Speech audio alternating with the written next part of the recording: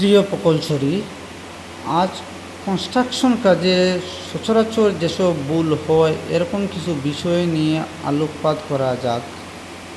আপনারা সবাই জানেন যে একটা কনস্ট্রাকশন বা বিল্ডিং কনস্ট্রাকশন কাজের সবচেয়ে গুরুত্বপূর্ণ বিষয়গুলো হলো রড প্লেসিং করা, যে বারগুলো আছে বার প্লেসিং করা।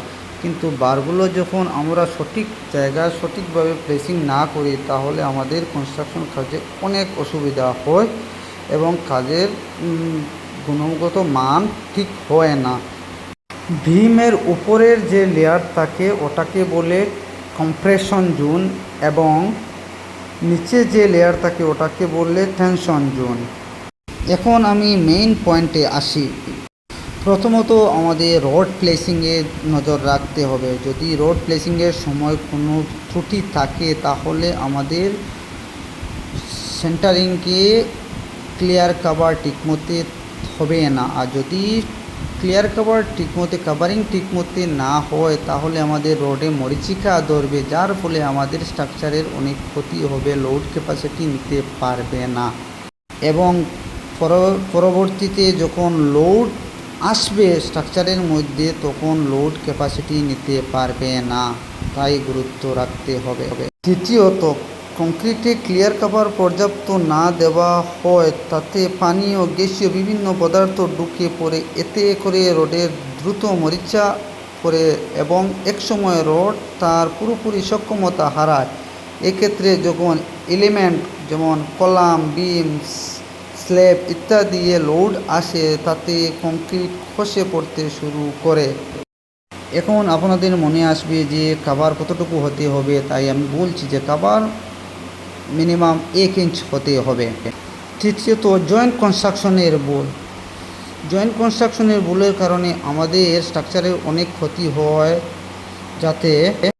যাতে পুরানো কংক্রিটের পৃষ্ঠ পরিষ্কার না করে স্ট্রাকচার স্টার্ট করা, রডের মধ্যে মরিচিকা পরিষ্কার না করে কনস্ট্রাকশন স্টার্ট করা, যার ফলে পুরো জয়েনিং না হয়, পুরনো কংক্রিটের সাথে নতুন কংক্রিটের জয়েন্ট না হয়, এর কারণে কমপ্লেকশনের অনেক অভাব হয় এবং সেটিংয়ের অনেক প্রবলেম হয়, যার ফলে আমাদের কাজ করার পর বা সেটিংয়ের পরে দেখা যায় অনেক লিকেজ হয়ে যায়। চতুর্থত, গ্রাউট লিকেজ।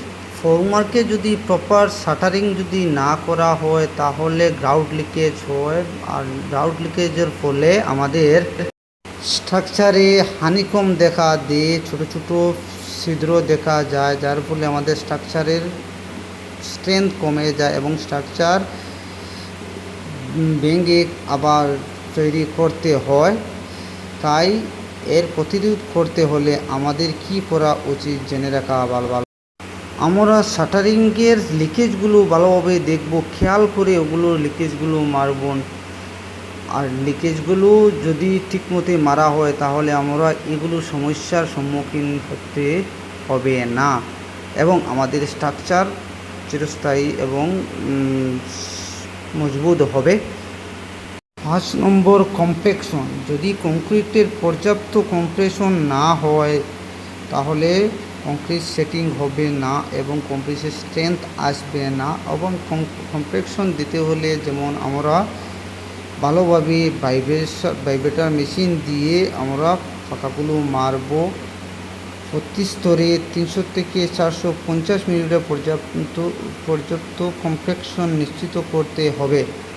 আরও এক ইম্পর্টেন্ট কথা হলো সেগ্রিগেশন বহুত ইম্পর্টেন্ট একটা জিনিস। সেগ্রিগেশনের কারণে আমাদের স্ট্রাকচার অনেক ক্ষতি হয়। যেমন সেগ্রিগেশনের লিমিট আছে ম্যাক্সিমাম 1.5 মিটার অথবা 5 ফিটের উপর থেকে যদি কোনো কংক্রিট প্লেসিং করা হয় তাহলে ওটা সেগ্রিগেশন হয় এবং ব্লিডিং হয়, যার ফলে আমাদের স্ট্রাকচারে এরকম একটি হানিকম দেখা দেয় এবং স্ট্রাকচারে ফাঁকা দেয় এবং স্ট্রাকচার দুর্বল হয়, যার কারণে আমাদের স্ট্রাকচারের লংজিভিটি কম হয়। তাই আমরা ওটাকে খুব ধ্যান রাখতে হবে যে যাতে কমসে কম দূরত্ব থেকে কংক্রিটকে ফল করতে হয়, প্লেসিং করতে হয়।